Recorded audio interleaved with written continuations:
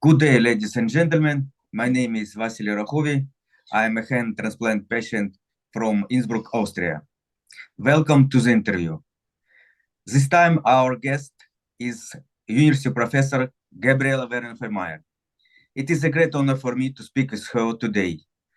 Professor Werner-Felmayer is an associate professor of medical biochemistry at the Medical University of Innsbruck and a member of the Bioethics Commission at the Federal Chancellery of Austria, advising on ethical matters in biological and medical sciences. Professor Werner-Felmayer is also a member of the scientific board of the patients' organization, the Voice of VCR Patients. She played a key role in establishment and development of our VCR Patients organization. Good day, Professor Werner-Felmayer. Thank you for taking the time to speak with me. Thank you, Vasylyy. Thank you for the invitation for the interview. First of all, I would like to ask you to introduce yourself to our viewers and to tell us about your background, please. So just shortly, I'm trained as a biologist, and I worked all my working career in the medical field, doing research, basic research in biochemistry, and later on, I started focusing on ethical issues in biomedicine, particularly in the context of novel technologies. So many fields are dealing with new technologies, very powerful technologies, and of course they have impact on our values, on ethical. They raise a lot of ethical questions. So my focus was on the one hand, on reproductive medicine, reproductive issues, but also on issues of regenerative medicine, what we call regenerative. So transplantation is part of this. And of course, there is many connections between the different fields. And over the past, let's say, like 15 to 20 years, I was really focusing very much also in my research on these topics. And yeah, maybe that's enough for this moment to understand my background. Yes, thank you. Of course, my first question to you would be, what motivated you to support the patients' organization like ours? And have you ever had any experience in the field of VCA before? First of all, Vasylyy, it was really getting to know you. And I got to know you through the connection that Professor Margreiter, the transplant surgeon here in Innsbruck at the time of your own transplantation, connected us because you had an interest in broadening the issue or the awareness about VCA. And also to connect people and to support maybe with additional information than just the medical information which patients get through their doctors. Secondly, I had a long-standing cooperations with the transplant unit here in terms of research, basic research, regarding immunosuppressive strategies, for example, how to improve immunosuppression in patients. And of course, all of us, because particularly hand transplantation took place here in Innsbruck, and it was very innovative. All of us here in the campus were interested in it. And regarding the question, what motivated me to support the patients' organization, I feel strongly that it's very important to have the patient voice in this development, because you have to live afterwards with your condition, and also before you get the transplant, it's a long way to go there, which raises a lot of questions. So I felt, I felt that it's a really good thing to start something like this. And as far as I know, there is no other or no comparable initiative. So that was very Yes. motivating for me to support it. Thank you. Professor Felmayer, it would be really interesting to know for me and for our viewers, has your opinion on VCA changed since you have become involved in the activities of patient organization focused on VCA directly? Yes, I must say it has changed a bit. It became more differentiated, more substantial, I think, and more understanding, because particularly in the beginning, the VCA was like, maybe the feeling was, maybe this is going too far, particularly when we talk about face transplantation or things like this. I still have a strong objection and problem regarding uterus transplantation for several reasons, which I can explain, I think, very well. But in the context of, like, in your case or comparable cases after accidents, incidents, some things, I got much more understanding for what it means, because for somebody who is not directly affected by it, it's hard to understand what the improvement is for a patient. Because I see you have a strong regimen to learn everything new, to deal with the transplant, actually. And then, of course, it's also the ethical questions which interested me always very much, was also the visibility. Many of the VCA transplants are visible, whereas the comparison to organ transplantation, so there are a bit other questions, and I got a lot of insights through this work.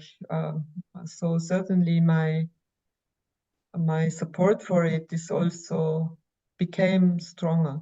I understand more what the differences and the subtle issues are, and that you have to look at VCA maybe sometimes in different ways than you look at, let's say, kidney transplantation. Professor Werner-Felmayer, you have mentioned uterus transplantation, ethical challenges. I would like to ask you about about your opinion on ethical challenges connected with the field of VCA. What are they? Could you tell us a little bit more about this? What was the last? I didn't hear it properly. You have mentioned ethical challenges, uterus transplantation. Could you tell us a little bit about just ethical now challenges? regarding the uterus? Yeah. Actually, it's a very, very invasive for both for three people, particularly when you think of live uterus donation. With a long and very invasive surgery, and even those who developed the method are currently, according to my knowledge of the literature, a bit reluctant to strongly promote it. And because it is very invasive, and we do not yet know what the immunosuppression is doing to the new life that's created and growing in the uterus. And my second objection to it is, while I can understand, I can really because it's also my lifetime job to deal with it, I can really follow that infertility and the inability to conceive and to raise and to grow a child in your body can be very, very a very hard experience for women. But it's very, very strongly framed by sociocultural conditions. It's very deeply framed by what we think about what it means to be a woman. And if we frame being a woman is only your ability to live through a pregnancy, that I feel it's a very, very limited view on what it means to be a woman. And also we know that also women who can have children are able to do this only for a certain period in their life.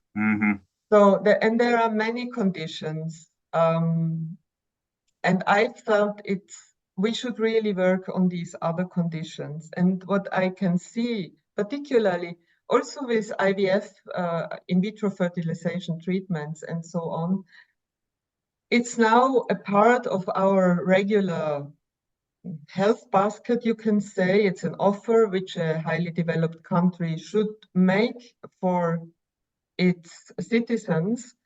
But we have to be very careful that we don't just misuse it in order to reintroduce very, very patriarchal and traditional views of what a family is. So that's really a serious objection. And the ethical issues in uterus transplantation, if you follow it, they are mostly framed like, okay, there is this risk, this medical risk or this invasiveness, that could be a drawback. But the other issues, these sociocultural, they are never really discussed because infertility is such a stigma. And if you think of currently we are living through a phase of flashback, yeah? So in many countries, we come back to this kind of view that a woman who is not able to have children is worthless. She has no right to live her life, and so on. So I feel that there is a huge responsibility on doctors who are promoting this. And we should discuss it, and only to discuss it from the viewpoint of the suffering of the individual is not enough in this case, because we have also a child which was not yet born. And it's a huge difference to if you lose part of your face or a limb, yeah. It's a huge difference. So actually uterus transplantation should, it's technically it's a VCA transplantation, but ethically it's standing in its own right, I would say, and needs a more differentiated and sensitive discussion. Professor, you have already particularly answered my next question. I wanted to ask you, do you see a VCA procedure just as reconstructive surgery, or does it have a life-changing, or as in the case with uterus transplantation, even life-giving impact on patients? Do you agree with that? Yes. Again, I would take out the uterus transplantation because there are so many couples who adopt children who, and we have a problem here. We are already many people on this planet, and we have a lot of poorness of children, and so on and so forth. It's a never-ending discussion. And of course, I agree fully. I I know what it means to be a mother and to have all this. And I felt it was a very strong and certainly life-changing process, becoming a mother. But regarding other VCA transplantations, or in general, of course, I think it is life-changing in many respects, but maybe also the life-changing incident comes before and then leads to the transplantation. So, because I think you wouldn't have this transplantation without something which really was like a very strong change in your life. Yes, you're right. In your opinion, there are also, do you think, what benefits can medicine in general and medicine in Austria in particular receive from this type of transplantation? I mean, from VCA transplantation, from VCA. Could you tell us a little bit about this? Yeah, it's clear. I mean, if we think of benefits of medicine in general, it's clear. I mean, all this is always a learning process. And we see it very well in transplantations of organs, which I still wouldn't call it like standard treatment, but it's perceived by many people as a standard treatment. I think considering the high expertise which is needed and the high standards which you need, maybe it's a standard treatment in a certain context, we can say this. And we see that people, even so they have to take in the immunosuppression, which might cause problems also in the long run, but still they gain a lot of life quality. And for medicine, this is I think also with the VCA, the more experience the medical experts are getting, the better they can become. So, of course, this is also the risk for patients. That's another ethical issue. So they have to be very informed about the risks, about what they agree to. One cannot tell them like it will all be rosy cozy for you in the future. But so you know this, you need this very strong cooperation also between patients and medical experts. You need this kind of feedback loops, and I hope that these can be improved also through something like your patient voice of VCA patient platform, because I think that's a very important thing. But all in all, I think medicine can, of course, benefit a lot from going on with this kind of treatment and further developing it, because we gain a lot of also basic insight into how the immune system is dealing with something that is perceived as foreign. And for the society in general, this depends very much. I'm not a big friend of saying it's good for society because people then can go back to work, for example. Because I'm not coming from this direction. I wouldn't like to calculate money again or working force against the value of a human being. But of course, it's one factor. I mean, people are able to lead a better life, which includes many things, not only work which they are paid for, but also caring for themselves and feeling better all in all. And I think for advanced society, it's very important. And it's I think also raising the awareness about these cases, it's beneficial for a society to deal with this idea also with this idea of being vulnerable, that it can happen to everybody. That yes, you're right. your life is completely changed. Professor Werner-Felmayer, as you know, there are about 500 VCI patients scattered around the world now. How do you see the long-term perspective for the patient's organization like ours, taking into account this challenge? And in this context, is there any point in the work of any patient organization focused on VCA? Well, it's a small community, you can say, at the moment.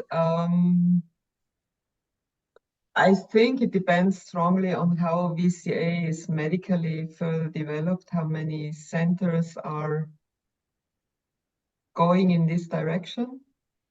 There are a lot of centers now. Yeah, and yeah, I think it's actually if I look back to the starting point of your initiative, then I must say you already achieved a lot, and you could raise so far a lot of interest and also participation. And maybe the next challenges are, or the challenges for the future are certainly always to keep going, to improve or increase the trust in a platform like this of people who like relatives, for example, of patients or patients themselves, or also the doctors, so that they can learn that it is for everybody very beneficial to know about what's going on in the field, what are the challenges, what is the experience of the patients and their relatives and their all the network they have around them. Yeah, and I think it's certainly a work which needs a lot of dedication and endurance to and positive motivation. But I think you already succeeded in setting up something very special, which is also recognized by the professional by the professional groups, by the societies relevant to the field, and so I think you are on a very good way, and we will see. Every innovative field is certainly challenged by developments like recessions or crazy governments or wars, of course. So, of course, but unfortunately, I have to say, particularly a war is also a trigger for this kind of rehabilitation. So, but I hope that we, as a society, can learn it with less war. That would be my hope for the future. Yeah, my next question would be about your hopes and expectation. I would like to ask you, what are your hopes and expectations for future development of our VCA patients community? So to say, do you see that the further development is possible? Or how do you see it? I think so. I think so that